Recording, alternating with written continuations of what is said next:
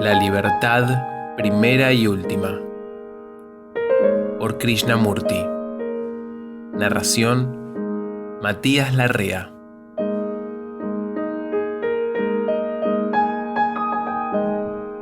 Capítulo 4. El conocimiento de uno mismo. Los problemas del mundo son tan colosales, tan complejos, que para comprenderlos y resolverlos, hay que abordarlos de un modo muy sencillo y directo. Y la sencillez y visión directa no dependen de las circunstancias exteriores, ni de nuestros prejuicios y estados de ánimo individuales. Como ya lo he señalado, la solución no ha de encontrarse mediante conferencias o proyectos, ni sustituyendo a los viejos dirigentes por otros nuevos y lo demás. Es evidente que la solución está en el creador del problema, en el creador de la maldad, del odio y de la enorme falta de comprensión que existe entre los seres humanos. El causante de estos daños, el creador de estos problemas, es el individuo, ustedes y yo, no el mundo como creemos. El mundo es su relación con otro. El mundo no es algo que existe aparte de ustedes y de mí. El mundo, la sociedad, es la relación que establecemos o procuramos establecer entre unos y otros. De suerte que ustedes y yo somos el problema, no el mundo. Porque el mundo es la proyección de nosotros mismos, y para comprender el mundo tenemos que comprendernos a nosotros mismos. El mundo no está separado de nosotros. Somos el mundo, y nuestros problemas son los problemas del mundo. Esto no puede repetirse con demasiada frecuencia, porque somos de mentalidad tan indolente que no creemos de nuestra incumbencia los problemas del mundo. Creemos que deben ser resueltos por las Naciones Unidas o reemplazando los viejos dirigentes por otros nuevos. Es una mentalidad bien torpe la que piensa de ese modo, porque nosotros somos responsables de la horrible miseria y confusión que hay en el mundo, de la guerra que nos amenaza. Para transformar el mundo debemos empezar por nosotros mismos, y lo importante al empezar por nosotros es la intención. La intención tiene que consistir en comprendernos a nosotros mismos y en no dejar para otros el transformarse o producir un cambio modificado mediante la revolución de izquierda o de derecha. Es pues importante comprender que esta es nuestra responsabilidad, la suya y la mía, porque por pequeño que sea el mundo en que vivimos, si podemos transformarnos, si podemos hacer surgir un punto de vista radicalmente diferente en nuestra existencia diaria, entonces tal vez afectaremos al mundo en general, las extensas relaciones de unos con otros. Como lo he dicho antes, pues, vamos a tratar de descubrir el proceso de la comprensión de nosotros mismos, que no es un proceso de aislamiento. No es el retiro del mundo, porque aislados no pueden vivir. Ser es estar relacionado, y el vivir en el aislamiento es cosa inexistente. Es la falta de verdadera convivencia lo que causa conflictos, miseria y lucha. Y por pequeño que sea nuestro mundo, si podemos transformar nuestras relaciones dentro de ese pequeño mundo, ello será como una onda que se extiende constantemente hacia afuera. Creo que es importante ver eso, o sea que el mundo es nuestra interrelación, por estrecha que sea. Y si ahí podemos producir una transformación, no superficial sino radical, entonces empezaremos activamente a transformar el mundo. La verdadera revolución no es conforme a una norma determinada, de izquierda o de derecha, sino una revolución de valores. Una revolución que lleva de los valores sensorios a los que no son sensorios ni creados por influencias ambientales. Para encontrar esos verdaderos valores que traerán una revolución radical, una transformación o regeneración, es esencial que uno se comprenda a sí mismo. El conocimiento de uno mismo es el principio de la sabiduría, y por lo tanto el comienzo de la transformación o regeneración. Para comprenderse uno mismo tiene que existir la intención de comprender, y ahí es donde se presenta nuestra dificultad.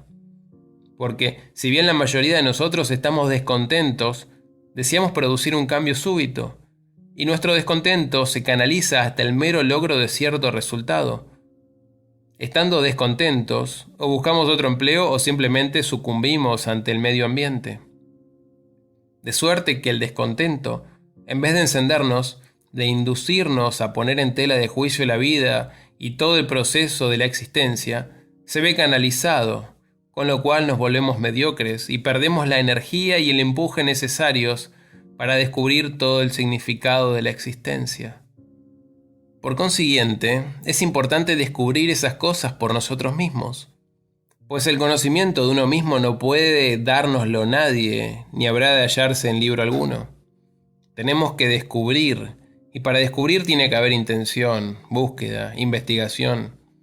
Mientras esa intención de descubrir, de inquirir hondamente, sea débil o no exista, la mera aserción o un deseo casual de investigar acerca de uno mismo tiene muy escasa significación.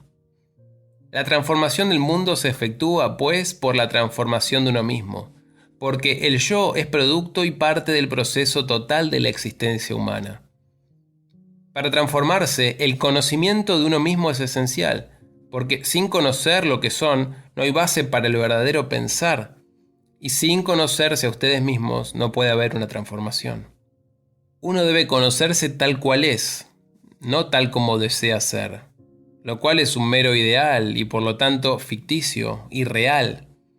Y solo lo que es puede ser transformado, no aquello que desean ser. El conocerse uno mismo como uno es requiere extraordinaria vigilancia de la mente, porque lo que es sufre constante transformación, cambio, y para seguirlo velozmente, la mente no debe estar atada a ningún dogma ni creencia en particular, a ninguna norma de acción. Si quieren seguir algo, de nada sirve estar atado.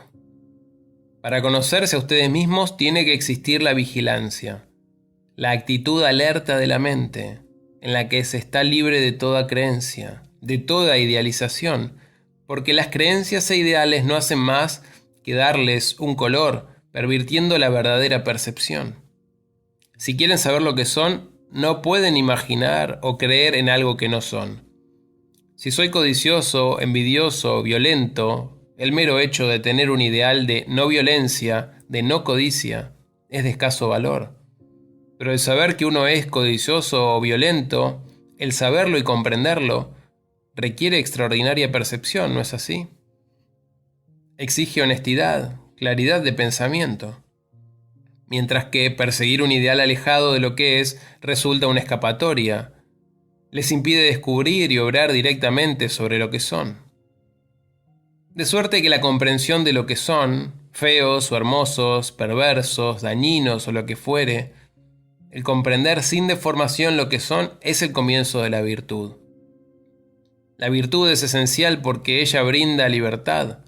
Solo en la virtud pueden descubrir, pueden vivir, no en el cultivo de la virtud, que solo trae respetabilidad, no comprensión ni libertad.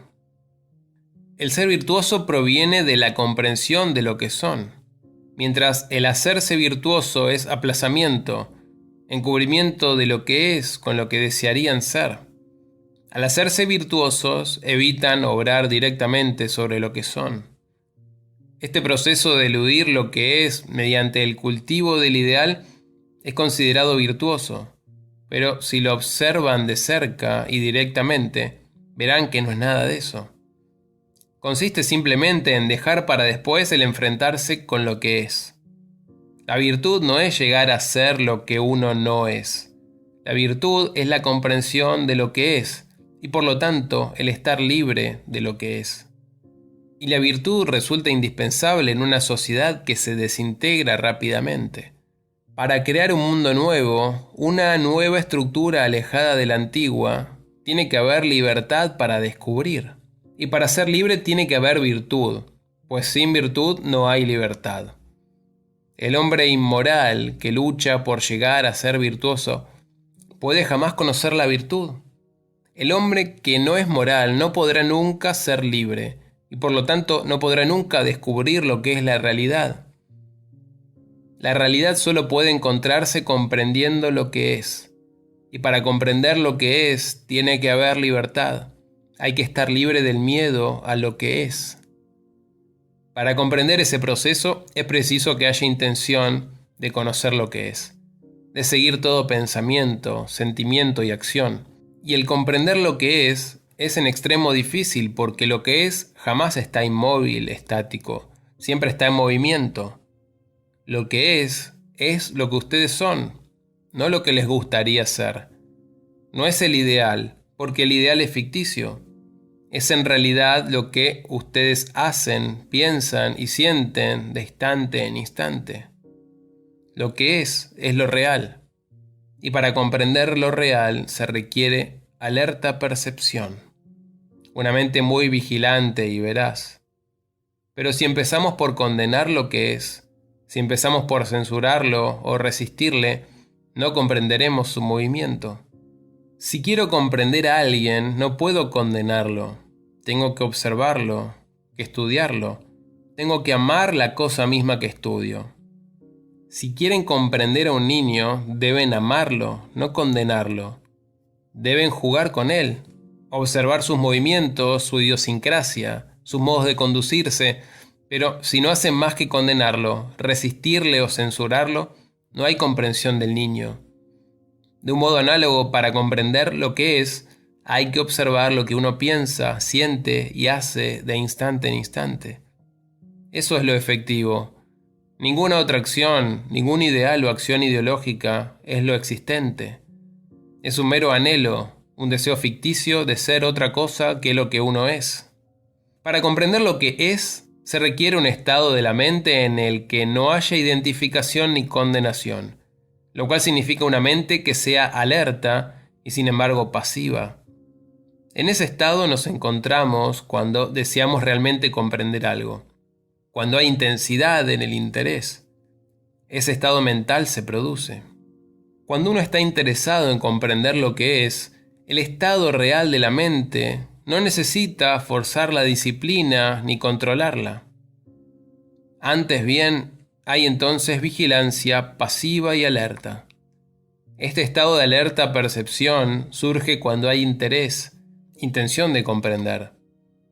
La comprensión fundamental de uno mismo no llega mediante el conocimiento o la acumulación de experiencias, lo cual es mero cultivo de la memoria.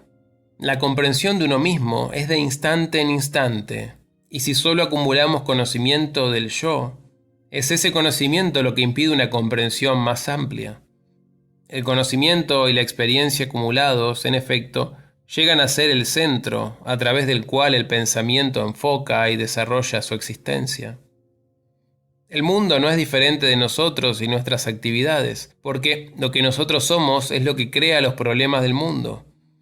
Y la dificultad, en lo que atañe a la mayoría de nosotros, está en que, en vez de conocernos directamente, buscamos un sistema, un método, un medio operativo para resolver los múltiples problemas humanos. Ahora bien, ¿existe un medio, un sistema para conocerse a sí mismo?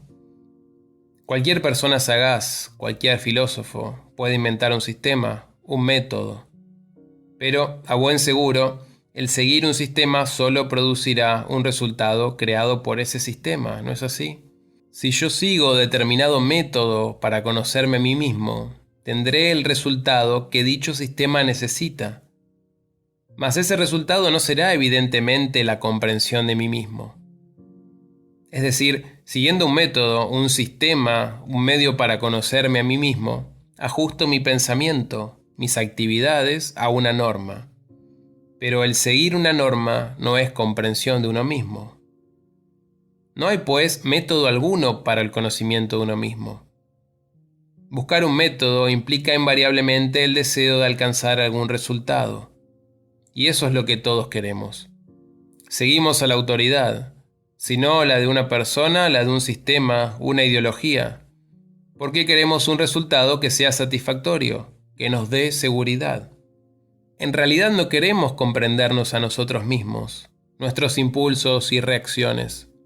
Todo el proceso de nuestro pensar, lo consciente así como lo inconsciente.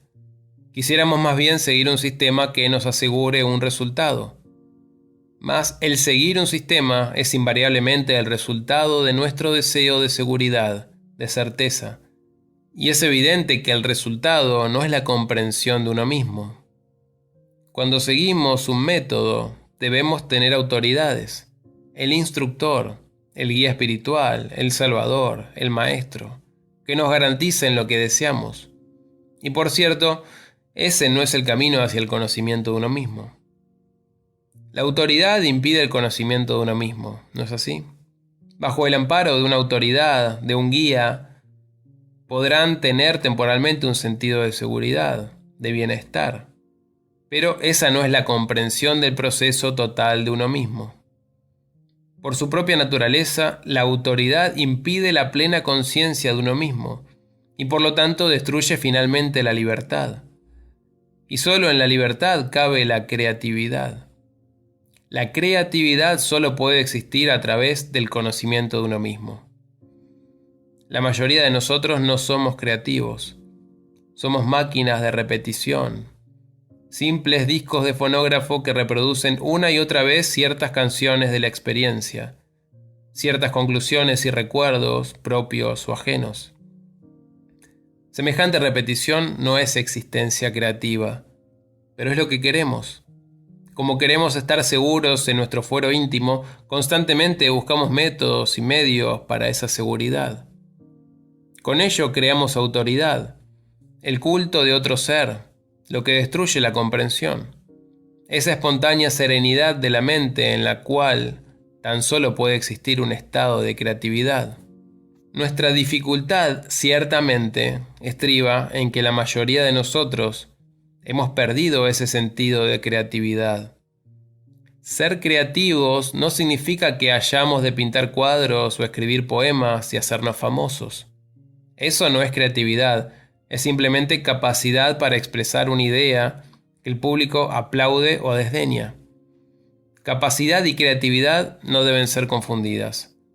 La capacidad no es la creatividad. Esta es un estado del ser enteramente diferente, ¿no es así? Es un estado en el que el yo está ausente, en el que la mente ya no es foco de nuestras experiencias, ambiciones, empeños y deseos. La creatividad no es un estado continuo, es nuevo de instante en instante. Es un movimiento en el que no existe el yo y lo mío, en el que el pensamiento no está enfocado en torno a ninguna experiencia, ambición, realización, propósito o móvil particular. Solo cuando no hay yo puede haber creatividad.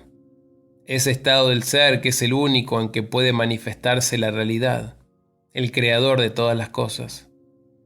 Mas ese estado no puede ser concebido ni imaginado. No puede ser formulado ni copiado.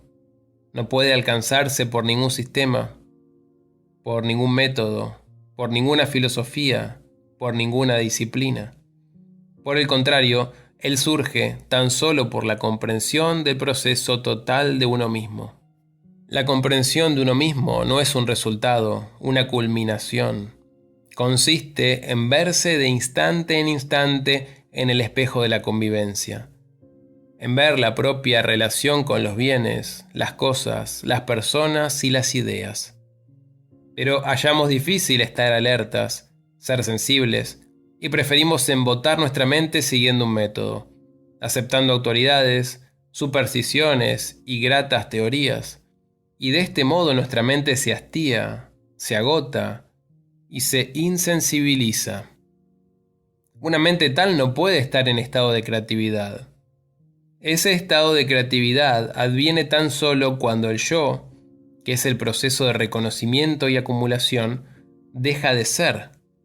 Porque después de todo, la conciencia del yo, del mí mismo, es el centro del reconocimiento, y el reconocimiento es simplemente el proceso de acumulación de experiencias.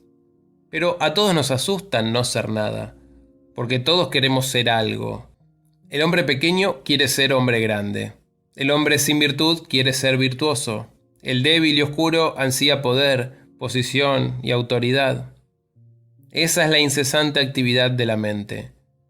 Una mente tal no puede estar serena, y por ello jamás podrá comprender el estado de creatividad. Para transformar el mundo que nos rodea, con su miseria, guerras, desempleo, hambre, divisiones de clase y absoluta confusión, tiene que haber una transformación en nosotros mismos.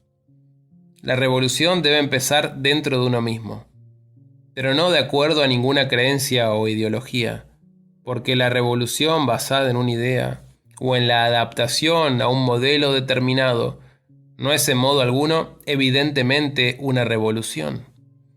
Para producir una revolución fundamental en uno mismo, hay que comprender todo el proceso del propio pensar y sentir en la vida de relación. Esa es la única solución de todos nuestros problemas, no el tener más disciplinas, más creencias, más ideologías y más instructores. Si podemos comprendernos a nosotros mismos tal como somos de instante en instante, sin el proceso de acumulación, veremos cómo adviene una tranquilidad que no es producto de la mente, una tranquilidad que no es imaginada ni cultivada, y solo en ese estado de quietud, de serenidad, puede haber creatividad.